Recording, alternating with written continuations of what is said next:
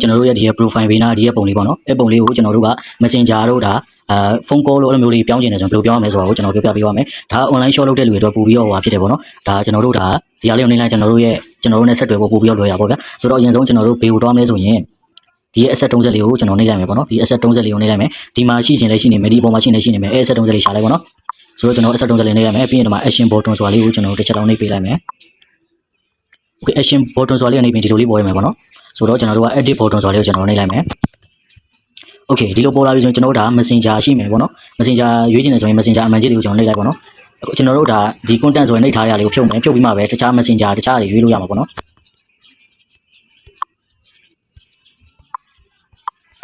အဲ့လိုမျိုးလေးယူလို့ရပါတယ်ဒါမှစန့်ကိုယ့် app အကုန်ရှိရပါတော့ဒီအောက်မှာလည်းအများကြီးရှိပါတယ်ဒါပေမဲ့တူတူကဒါ email ဆိုရင် email ပေါ့နော်အချက်လက်လေးတွေတော့ဒါထည့်ပေးရတယ်အချက်လက်လေးထည့်ပြီးမှပဲဒါအတည်ပြုပဲပေါ့နော်အဲ့လိုလေးတော့ရှိပါတယ်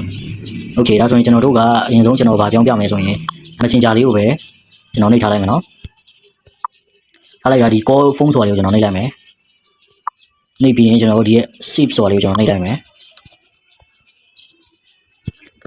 okay ဒါဆိုရင်ဒါ successfully ပေါ့နော်အောင်မြင်တော့ပြီပေါ့အောင်မြင်တော့ပြီဆိုကျွန်တော်ဒီຢာလေးကိုကျွန်တော်တစ်ချက်ပြန်သွားကြည့်မယ်ပေါ့နော်ကျွန်တော်ရဲ့ profile လေးကိုပြန်သွားကြည့်မယ်မရဘူးဆိုရင်ကျွန်တော်ဒါ clear data လုပ်ပြီးတော့ပြန်သွားကြည့်ပါမယ်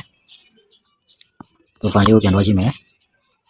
okay ကျွန်တော်ဒီမှာတော့ဒါလုံးဝမမြင်ရဘူးဆိုတော့တခြား account နဲ့ကျွန်တော်တို့ရဲ့ account မှာဘယ်လိုပုံစံရှိလဲဆိုတာဝင်ကြည့်ပြမယ်ပေါ့နော်ကျွန်တော် okay ဒါဆိုရင်ကျွန်တော် messenger ကိုတွားမယ်ပြီးကျွန်တော်တို့ account link လေးကိုကျွန်တော်နှိပ်လိုက်မယ် okay ဒါဆိုရင်မှာကုန်းနှောင်းဆိုတာလေးကျွန်တော်ပုံနေပြီပေါ့နော်ကျွန်တော်တို့ account မှာမမြင်ရဘူးဆိုရင်တခြားလူရဲ့ account မှာတော့ဒါကုန်းနှောင်းဆိုတာလေးပုံနေပါပြီဒါဆိုရင်ဒါတို့ဆက်တွေ့လို့ရပြီပေါ့နော်ကျွန်တော်တို့ရဲ့ phone number ကိုပေါ့ဒီမှာဆက်တွေ့လို့ရပါပြီဆိုတော့ဒါကတော့ဒါအတုံးဝင်ပါလို့ပြောချင်ပါတယ်ဒါတော့